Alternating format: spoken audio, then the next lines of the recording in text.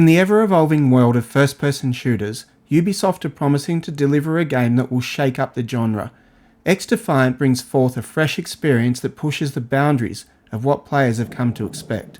Developed by Ubisoft San Francisco, renowned for their expertise in creating dynamic multiplayer experiences, XDefiant aims to redefine the first-person shooter by introducing fresh gameplay mechanics and embracing player feedback. Trying to do some things a little different to the genre, XDefiant introduces factions from Ubisoft's stable. Players have the opportunity to align themselves with iconic groups from the famous Ubisoft titles, each bringing unique playstyles, traits and abilities to the battlefield. Whether you prefer the agile and sneaky approach of the Wolves, the heavy firepower of the Cleaners, the long-range precision of the Ghosts, or the technological prowess of the Outcasts, there is a faction to suit every playstyle. First off, from Watch Dogs 2 we have DedSec. Each faction has an Ultra ability. DedSec is prevent enemies from using their ability and Ultra in an area of effect. Next up from Splinter Cell we've got Echelon.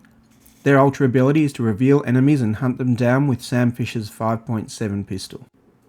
Then from Far Cry 6, Libertad, Freedom Fighters.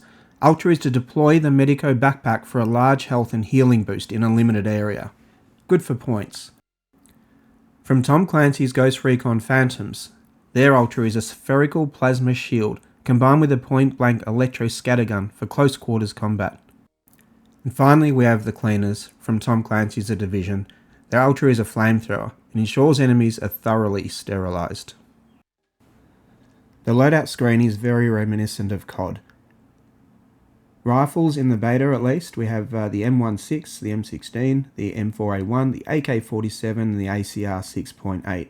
SMGs we have the Vector, P90, MP7 and MP5. In the shotgun category we have a double barrel, an AA-12 and an M870.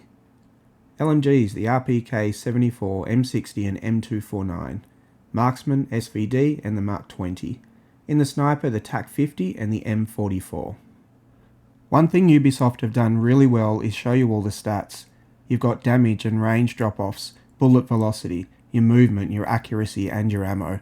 All this will change as you change your attachments, something COD could never quite do. Secondary weapons seem to be a little bit limited. We do have the 6.86 Magnum, the M19, the D50, the 93R and the M9. That's it. In our throwables section we have the sticky grenade, proximity mine, frag grenade, flashbang grenade and the EMP. For the beta at least we had a welcome playlist for players under level 25. The escort game mode, think Overwatch's move the payload, zone control, or just control as we all know it, traditional domination, occupy, where the idea is to control one zone that both teams are fighting for, and the last one was hotshot, where you have to collect bounties from fallen players. The player with the most bounties becomes the hotshot, better, faster and more deadly.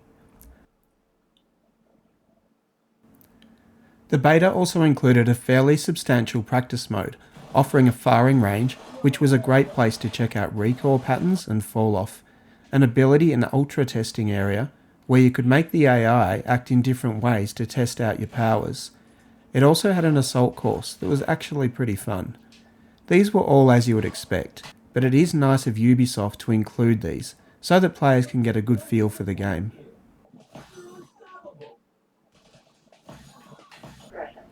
Now, for my thoughts on the gameplay. To be honest, to me it had some large similarities to Black Ops 4. One thing I really liked was the time to kill. I've become used to Call of Duty's insane low time to kill, where the opportunity to outplay is lost. It comes down to who sees who first, which, while fun in a popcorn type of way, doesn't leave you any opportunity to outwit and outplay. I feel the time to kill here is pretty good, and gives you plenty of opportunity to beat an enemy that had the drop on you. So thumbs up there. As to be expected with the beta, I had a few issues with freezing and glitches. Sometimes my avatar would get stuck and couldn't move, and I had to wait till someone killed me. But again, that's to be expected, it is a beta. The maps were all typical 3-laners, but were very pretty, and I did not have any trouble spotting enemies.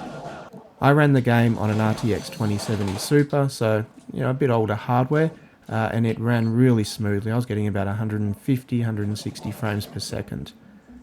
The different factions are a great way to bring variety into the game, and the progression system. From what we were allowed to play, it did seem decent as well.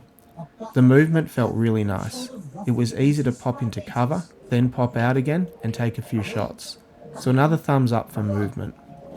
The game modes were all decent that I played. I'm really looking forward to seeing what Ubisoft add prior to the game's actual release. Word on the street is that the game will be free to play, so it will be interesting to see the monetization strategy. Players have an extensive array of options to personalise their characters' weapons, abilities and loadouts. Unlock new gear, attachments and skins as you progress, allowing you to create a distinct identity and stand out on the battlefield. This level of customisation not only adds a layer of personalisation, but also enhances strategic decision making as players tailor their loadouts to complement their faction's strengths. XDefiant is designed to be a living, evolving experience. Ubisoft San Francisco has made it clear that they are committed to providing regular updates, balance adjustments and new content drops to keep the game fresh and engaging. By actively listening to player feedback and implementing changes accordingly, XDefiant aims to be a community-driven game that remains exciting and relevant long after its launch. All in all, I have enjoyed my time with the beta. While it's too early to tell if this can take COD's crown, that will be determined by how successful a competitive scene it can create. But as of right now, this feels fresh, and I'm happy to give it a chance when it arrives later this year. If you do have any questions, please leave a comment. I will answer anyone that leaves a comment there. I also have links in the description of the setup I used to create this video if that interests anyone.